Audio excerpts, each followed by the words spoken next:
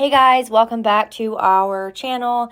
I'm going to answer some questions. This is Darcy here that you guys sent in back in June. All right, so I'm going to go ahead and get started. So this person said something like, okay, how do you deal with fear of success? When I get movement, I get anxious. I don't know if that makes sense. Yes, it does. That's normal if you have had an old story where your assumption was nothing works in your favor, like anything that you desire just never works out. So my advice is to continue to persist no matter what. Like at the peak of this situation, this is where you have to really pay attention, because if not, you end up going down the old path. And what I mean by paying attention is pay attention to where your thoughts are at. What's your assumption? Because a lot of times we switch back to those old thoughts and then we wonder why we get hot and cold. So if you're wondering why you get hot and cold behavior, it is probably because there's a fear of it not sticking. But yeah, it sounds to me like an old assumption that you didn't think you could have what you desired, and now you can. So maybe have an affirmation that's centered around saying that I'm worthy of getting what I desire, as a nice reminder that, yeah, I'm worth this, Okay, what to do when you can't persist in your 3D, or you can't persist in your affirmation while the 3D is opposite. Okay, so firstly, you can always persist. It's up to you. Okay, so at the end of the day, if you want to give up, that's on you. But I would stick it out and persist. Secondly, you wouldn't know the 3D was the opposite unless you're checking it. Okay, so stop doing that and stop saying the 3D is the opposite. You're affirming that. See, a lot of times we don't even realize it when we're saying stuff out loud or whatever. We keep saying okay, the 3D is opposite, so what do I do? What do I do? You're reaffirming that into your reality. So stop doing that, firstly. Okay, well, thirdly. So that's my advice for that question. Okay, my SP says things like I'm blunt, and I can't read this. This person did not write this sentence very well. I can't understand what you're saying. I have tried applying LOA with all rules, but it didn't work. Why? It was working.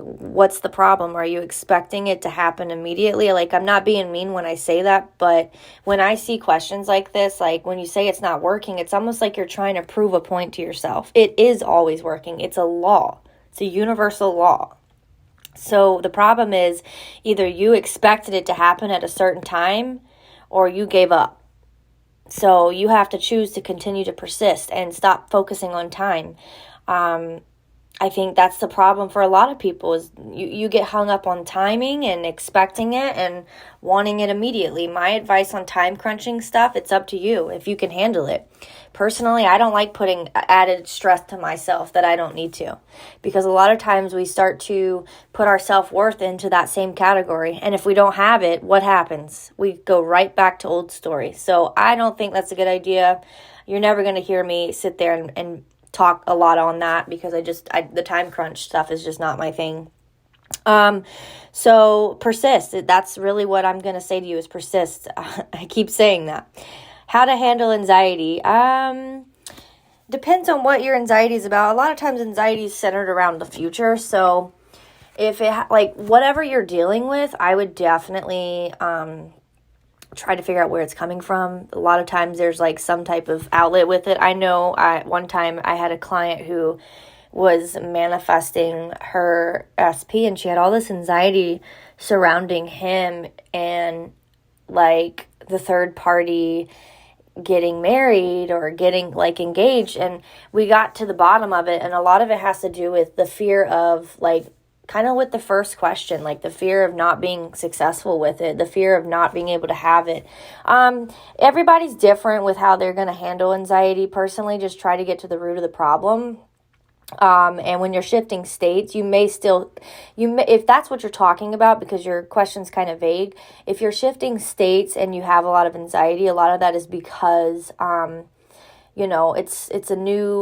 it's foreign, it's different. You're not used to that. You're used to your old story and the comfort of that. So a lot of times you will have anxiety pop up, and it's almost like you're the old man, as Neville calls it, your old story. he's stubborn, and he also likes to try to trick you and bully you back into the old story. So if that's what's happening, just try to address those feelings and try to understand where that belief system's coming from. Okay. SP broke out with me. I want to manifest him back in a completely new way. Yes, you can. Yeah, I mean, that's the whole point of it, right? So, yes, you can totally manifest your SP back in an entirely different way.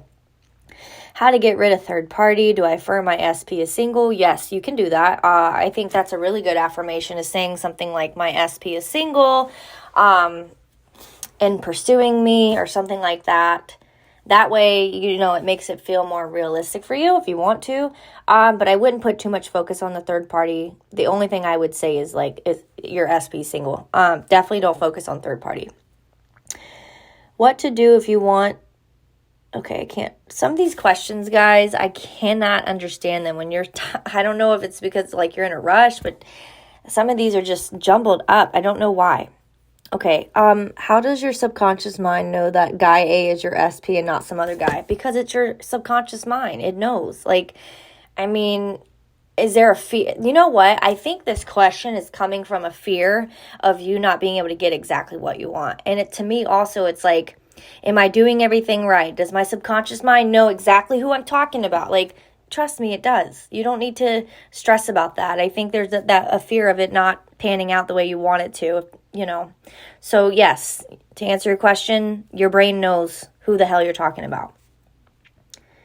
Let's see. Some of these questions, guys. So I apologize if there's some, space in between where I'm not saying anything. Some of these I can't. Okay, how to convince yourself that you already have your desire when randomly confusion comes. How is manifesting done? Okay. How to convince yourself that you already have your desire. So a lot of times I tell clients, instead of saying it's done, which is helpful, or it's already here, you could just change it with it's coming, it's on the way, it's happening. It's happening even sounds more realistic personally than saying it's done. You'll know what feels right for you. But yeah, let's see. How to manifest effortlessly within a short period of time. Here we go again with the time crunch questions. It's up to you. It's your brain. Again, I'm not a big fan of that time crunch shit. I feel like it sets you up for failure, especially because not everybody, though. I'm not going to lie. Some people are really, really good at it. But if you feel like... if your motive behind it is because you're you need this damn thing now, yeah, I wouldn't do it.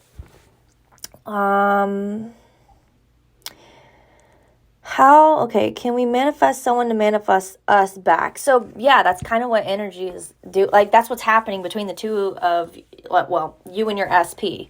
That's what's happening. It's energy that's transferring back and forth. So when you think of someone, they think of you, and vice versa. It keeps happening. So yeah, when you're manifesting them, technically they're manifesting you, and they don't maybe even realize it. So yes. Have done terrible things to my SP and no contact now, possible to manifest him with marriage. Yep. Circumstances don't matter, guys. Remember that. Circumstances will never matter, no matter what. So you can fix anything, okay? Nothing is set in stone. How to bring consistency on state of being and positive thought. So when you shift states, that's how you'll be able to tell. So I don't like to say emotions are tied to manifesting, because I don't think they always are. I have been in a very emotional place and manifested some very interesting things. So emotions personally don't tie together unless you link it by creating that tie. So what I mean by that is, let's say you're really sad. So if you're sad and you just say you're sad and you don't try to identify it and you let yourself feel that sadness, I think that's fine. But if you go, okay, the sadness is coming from my SP not being here, or my SP leaving me for third party, now you've kind of created a thought with that emotion. Don't do that. I personally just say, okay, I'm sad right now. I'm letting myself feel it. I'm not going to try to understand it. Boom. I tell clients that all the time. So yeah, I feel like I just got off track.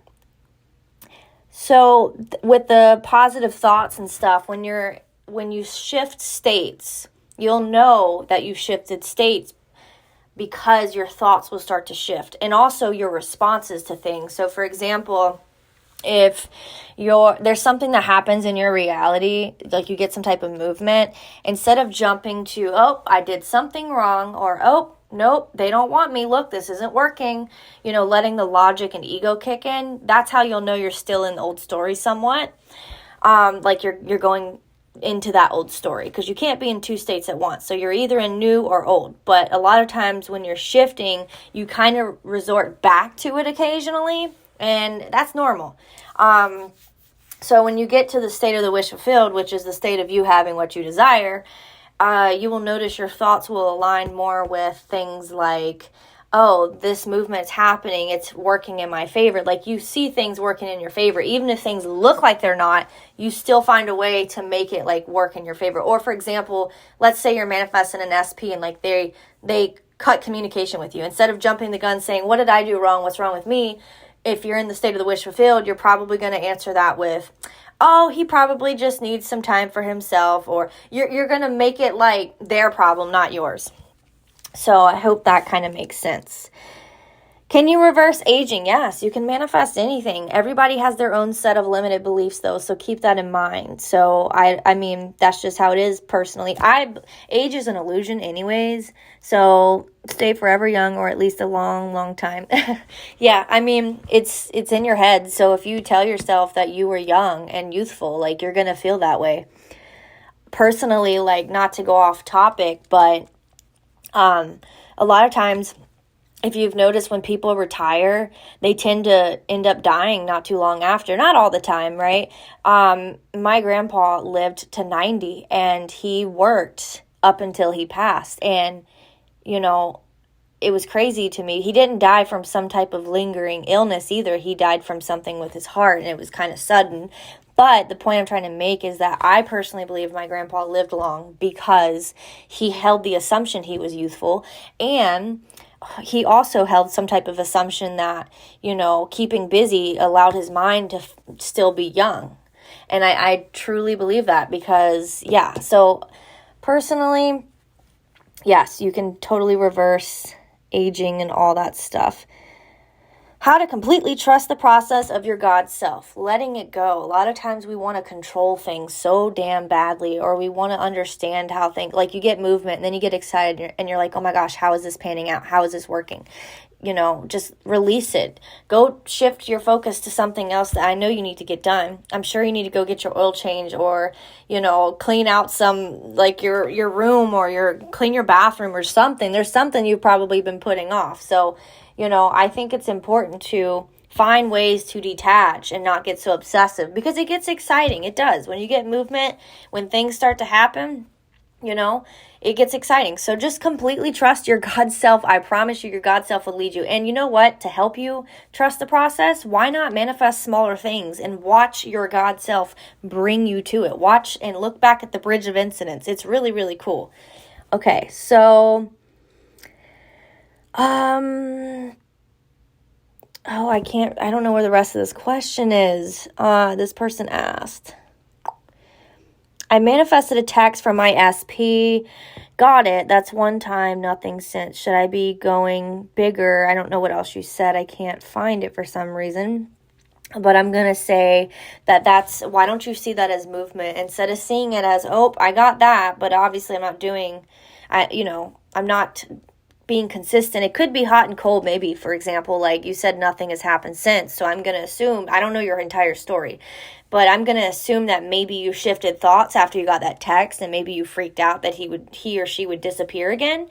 And therefore they showed you that by doing that. So it's probably just that fear of success or fear of it sticking. And I think I've noticed this a lot when people learn the law of assumption, they tend to just they feel as though they put too much pressure on themselves. And so when things start unraveling, it's like they freak themselves out because they have all this power, right?